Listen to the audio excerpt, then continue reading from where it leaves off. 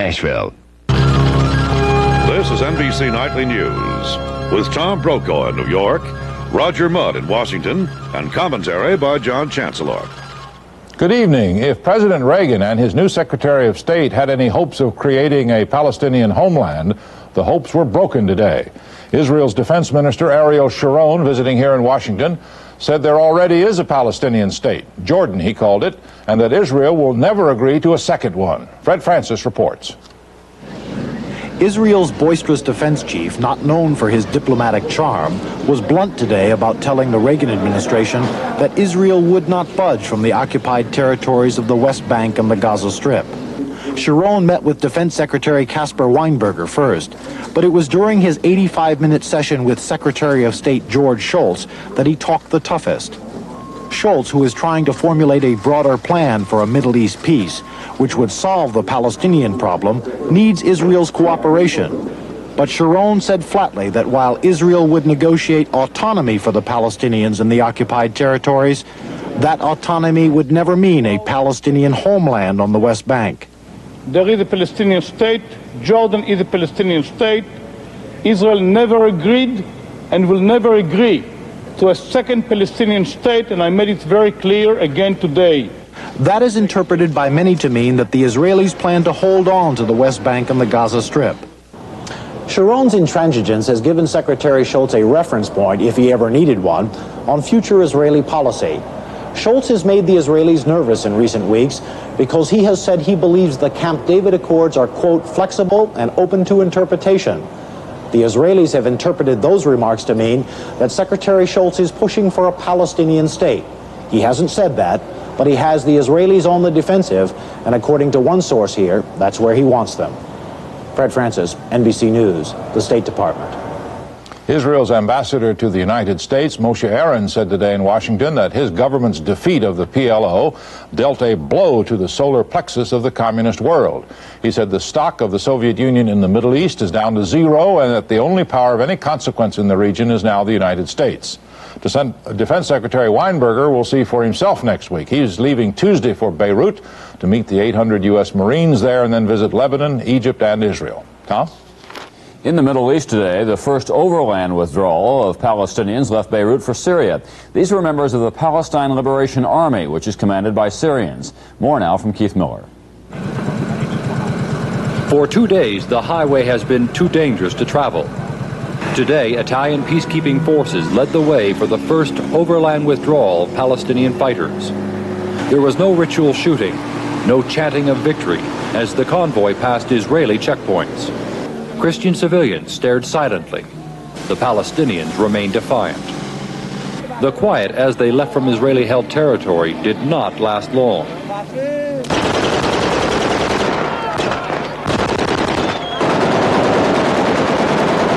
Thousands of Palestinians and their supporters welcomed the fighters at the Syrian-Lebanese border.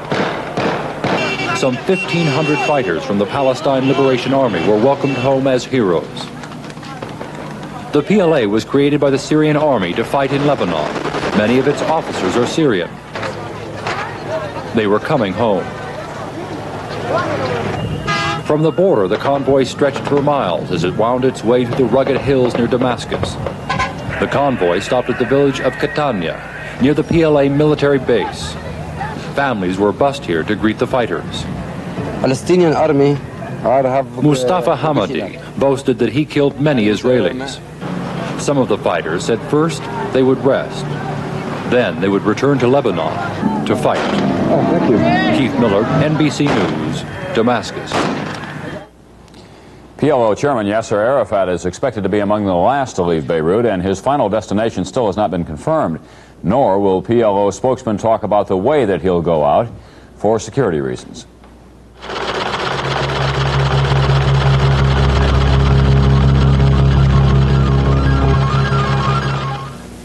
Are you getting all the fiber you need? It's hard to tell how much fiber foods contain. And without the right amount of fiber, exercise and liquids, sometimes you can become irregular. When that happens, take orange-flavored Metamucil. The average daily recommended amount provides more fiber. Look how much more fiber than this serving of bran cereal. No wonder doctors recommend Metamucil more often than any other laxative brand. Metamucil, for the fiber you need every day. Come to Chrysler Plymouth's Value Showdown Clearance. Participating dealers have factory cash incentives for low prices on new 82s. And every new 82 passenger car Chrysler builds comes with 5-year, 50,000-mile protection. Ford and GM cars don't. Participating dealers have rebates on imports. $300 on sporty Sapporo. $400 rebate makes Face Champ the lowest suggested retail priced car in America. See your dealer for details at the Chrysler Plymouth 82 Clearance. Open wide. Oh, wait a minute, Doctor. What's wrong, Joan? You need the breath deodorant. Sorry. Must have been the onion salad dressing. Clorette's will take care of that. Clorette's? Clorette's is the breath deodorant. It'll freshen your breath fast. Only Clorette's has Actazol and helps your mouth's own freshening power eliminate bad breath. The breath deodorant costs a little more, but it's worth it. Ready, Doctor? For fresh breath fast, Clorette's, the breath deodorant. On Wall Street today, trading was lighter and the Dow Jones was down, but it was still enough to push the trading volume for the past 9 days to over 1 billion shares. 74 million shares were traded today, and the Dow was off nearly 9 points. But for many, it's been a glorious run. Here's Mike Jensen.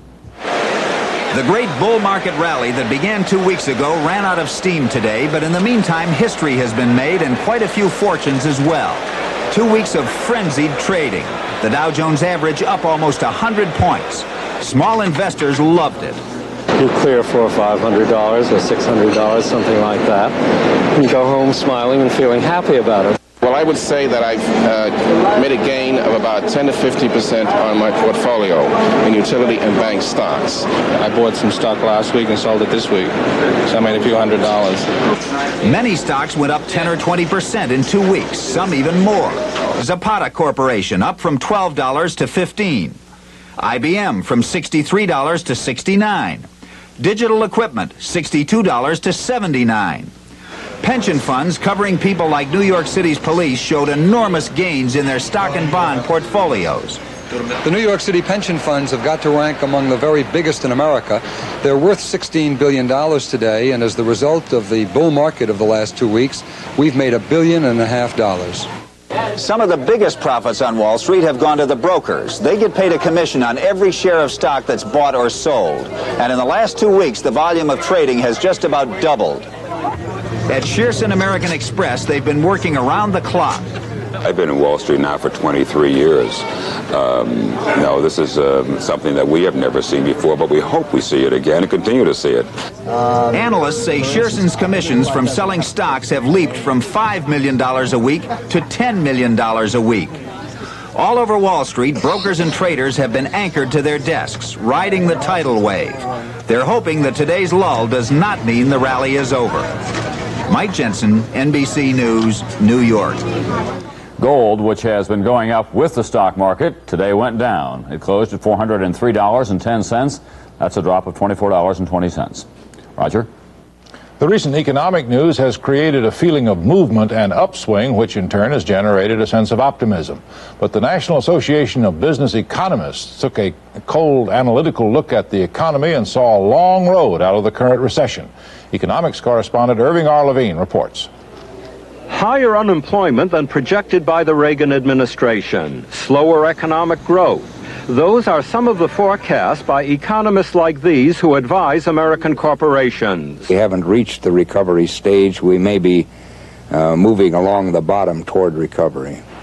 Falling profits for their industries this year were forecast by 66% of the 200 economists surveyed by the National Association of Business Economists.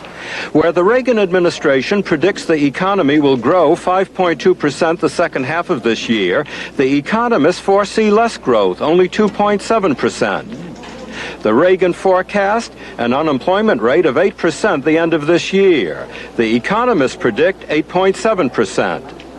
The president of the Economists Association believes a full recovery will not come until 1984. I guess I would call it a nick-of-time recovery. That is to say that things look a lot better just in the nick of time before the November 1984 elections.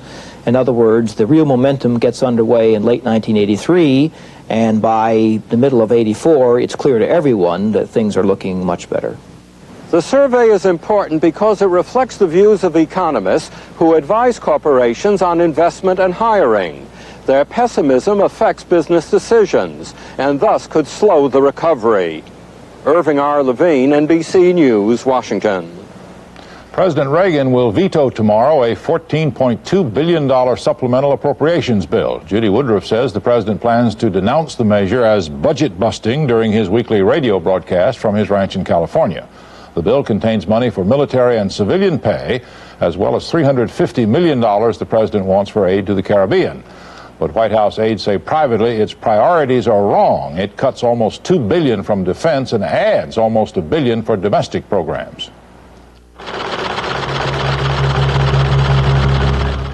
You're looking at the king of pickups, Ford. And here's the heir to the throne, Ford's new size Ranger.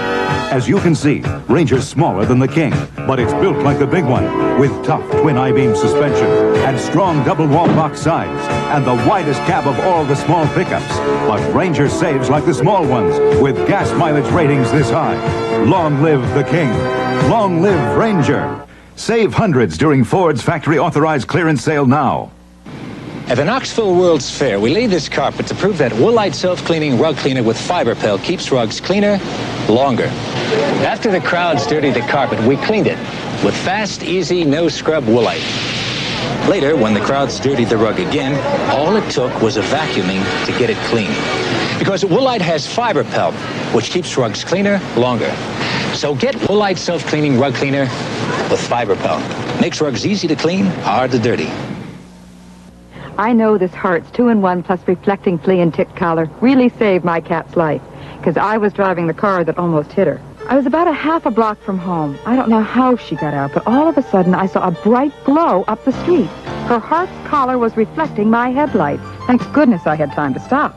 Cats really need nighttime safety. Plus they get 5 months of flea and tick protection, all from the Hart's 2-in-1 plus reflecting collar.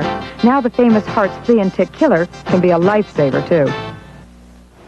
Leroy Williams, the former congressional page whose allegations about sex and drugs on Capitol Hill turned Washington upside down this summer, said today, "I lied." Here's Robert Hager.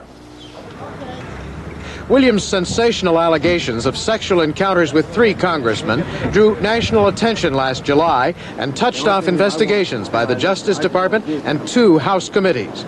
Williams promised he'd tell investigators the truth. I will tell them my story. I will tell them the truth, as I've told all along, that I wasn't sexually involved with 3 congressmen. But the House doorkeeper, who remembered Williams as a page, said he'd been a pathological liar. And when Williams took a lie detector test, he failed parts of it. Today, at a news conference in Little Rock, Arkansas, accompanied by his attorney, Leroy Williams said everything had been a lie. In the past few months, I've made some very serious accusations against 3 congressmen, a legislative assistant, a United States senator, and an employee of the government printing office. These accusations are not true. I have lied. I regret that I have lied. Words can never express the remorse that I feel for the pain and the trauma that I've caused for both the families involved in those accusations and my family. The Justice Department and 1 House committee had already dropped their investigations of sexual misconduct. Only the House Ethics Committee is still investigating. Its chairman will interview Williams tomorrow. Robert Hager, NBC News, Washington.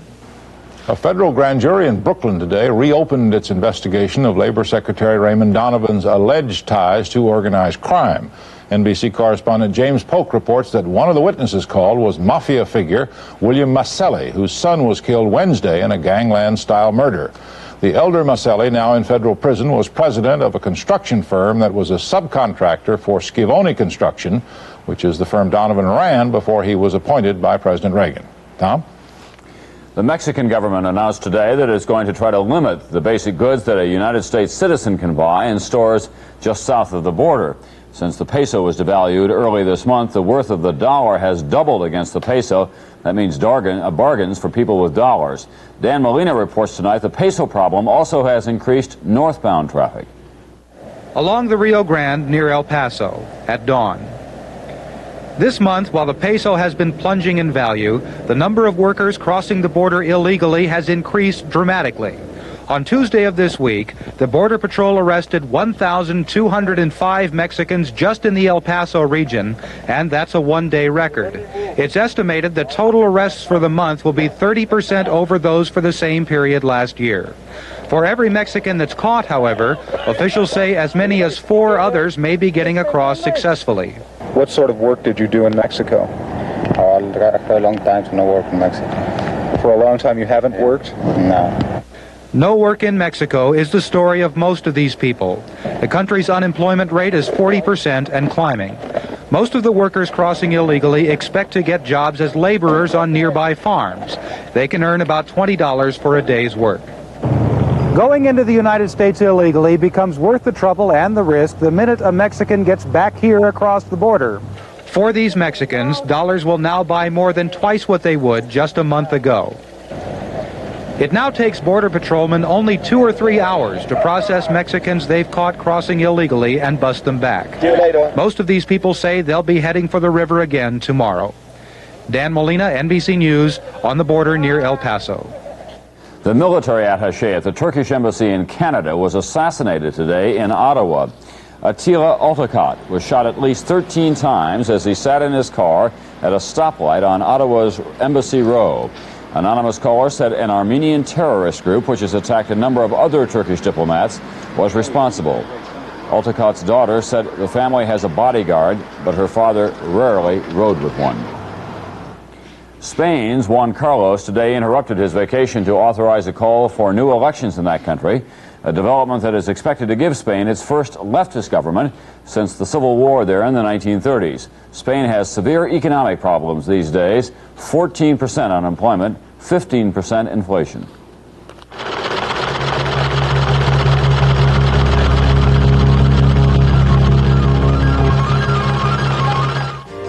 Bon appetit. It's a wrap. Liz, our show's been rated #1. We did it. Let's have some coffee. Sure.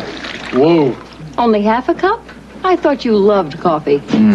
Love the rich taste. It's the caffeine I can do without. But this is Brim decaffeinated coffee. Well, this is Brim? This is Brim, and it's decaffeinated, so you don't have to stop at half a cup. If it tastes this rich, I don't want to stop. Fill it to the rim. With Brim? Fill your cup to the rim with the richness of Brim. How do the vitamins in these cereals compare with Total's? I don't know. This shield shows Total has 100% of a day's allowance of 9 vitamins and iron. Okay. Put Total Shield on your cereal to compare vitamins. I eat grape nuts. 25%. Total's a lot higher. But how's it taste? Crisp flakes of whole grain wheat. And 100% of 9 vitamins. That's the total difference.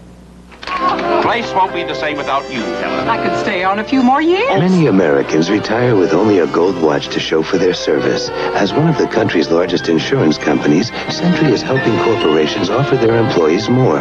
Century developed a benefits package called Retired Lives Reserve, providing life insurance protection and peace of mind that continues even after retirement. Helen, all's well that ends well. All's well that begins well. With Century, you know all's well. Hundreds of tourists returning to Miami from a cruise got a few extra hours of vacation today. Their liner, the Dolphin, ran aground on a sandbar when its steering temporarily failed. It was a mile from the dock at the time. Well, we don't have that for you right now. We'll try to get it repaired if we can later in the program. Meanwhile, a swarm of Italian honeybees attacked an apartment complex in Gloucester Township in New Jersey today. There was pandemonium, as you might expect. Dozens of people were stung. A few, as many as 40 times. That story now from Norma Quarles. Beekeepers using queen bees as bait were called into a New Jersey community today to lure the bees away from the housing complex. The bees had fallen from a truck and were terrorizing frightened residents. When the bees swarmed through the area, people dropped everything and ran. Other frightened tenants stayed inside. Joe Amato was attacked in his truck and had to be rescued by firemen. The windows wouldn't go up in the truck, and they started flying in to where I was. So I knew I had to get out, and then when I got out, they just kept coming. And I tried running, I tried standing still, I tried rolling, And it just kept coming until finally some people started, I was yelling, people throw water, and finally somebody started throwing water. And then they left. It took 5 hours to lure the honeybees from the area. At least 33 people were stung. 27 required hospital treatment. Norma Quarles, NBC News. And as I was saying a few moments ago, hundreds of tourists returning to Miami from a cruise got a few extra hours of vacation today. Their liner, the Dolphin, ran aground on a sandbar when its steering temporarily failed. It was a mile from the dock at the time. Passengers continued to eat, drink, and swim. The rising tide finally came to the aid of the tugs, and the Dolphin made it to port this afternoon. It's expected to go out on still another cruise tonight.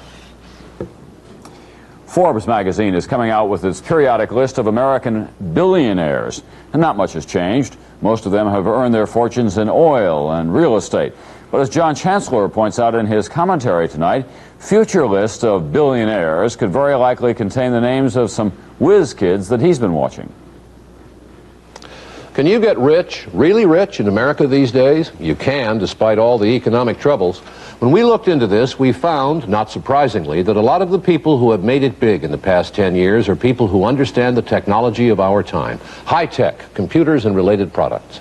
Venture magazine this year published a list of successful new companies, and we have chosen 5 for you to examine. Apple Computers was started 6 years ago. Last year it had sales of $400 million, net income of $40 million. Stephen Jobs, who helped start it, is 27 years old. His partner, Stephen Wozniak, is 32. William Millard started Computerland in 1976 and made $18 million last year on sales of $151 million. Tandem Computers, founded by James Trybig in 1974, had net sales of $242 million in 1981. Trybig is 41 years old. Dyson, established in 1972, sold $104 million worth of magnetic memory disks last year. C. Norman Dion is a relatively ancient 51. His partner, Dennis Maruyama, is 42. Seymour Cray is an R&D man, research and development, whose company sells and leases big computers. This 10-year-old company had net income last year of $18 million. There's more to this than just profits. The future of the United States depends on how well it does in high-tech industry. Education and research are more important today than ever before. The 21st century is a bit more than 17 years away. The people who count in the United States understand that. They also happen to be the ones who are getting rich.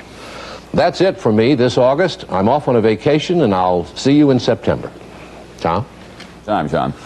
A group of MIT engineering students is involved in a high-tech project that won't make them rich, but it could put them in the record books for the world's fastest and strangest bicycle.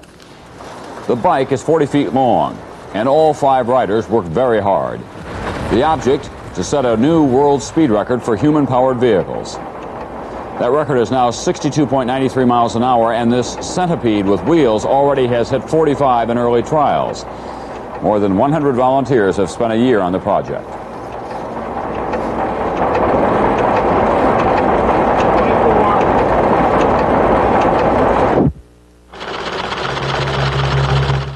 It's Sears' Great American Labor Day paint sale. Almost anything you need to paint is now on sale. Save $7 on Weather Beater flat exterior. Save $6 on Easy Living satin flat interior, each $9.99. Save $200 on a 1-horsepower sprayer compressor.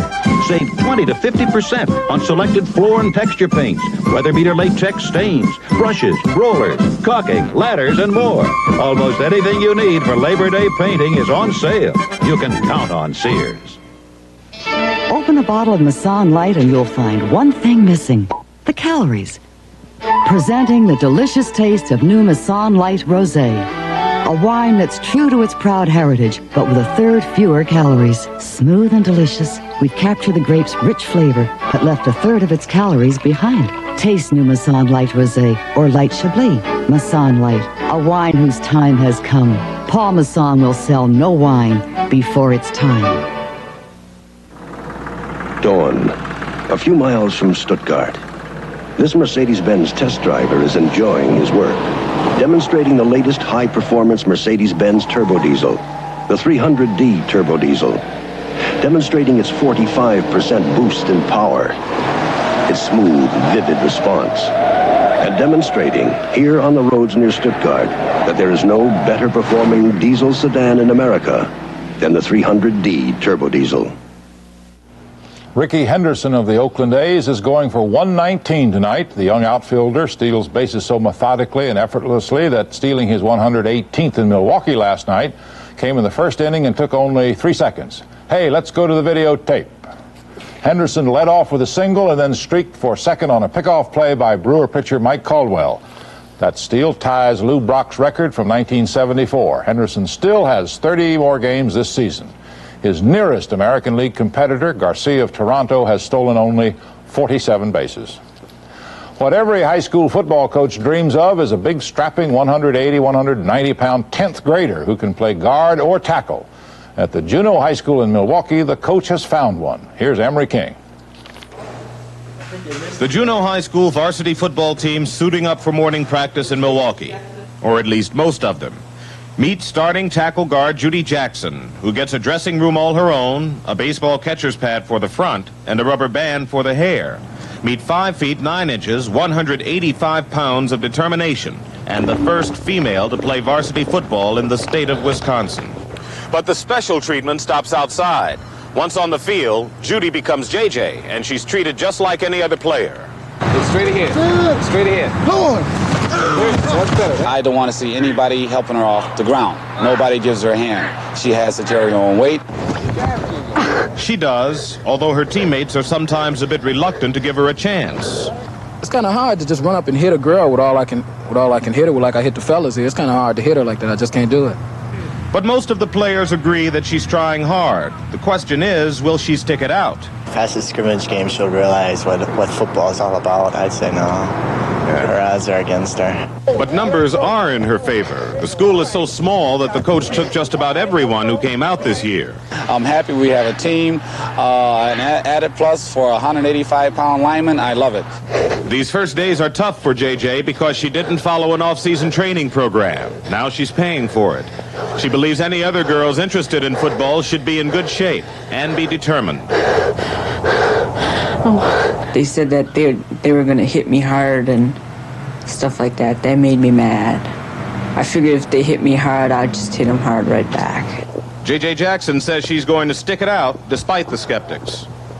They can think whatever they want. I don't care, but I won't give up. Never. Not even if I get broken legs or something, I won't give up. Emery King, NBC News, Milwaukee. That's Nightly News for Friday. I'm Roger Mudd in Washington.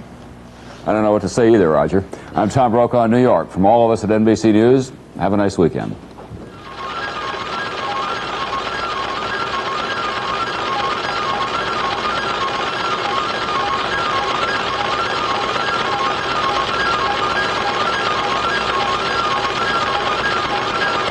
More of today's news, tonight's news, and light news later on NBC News Overnight.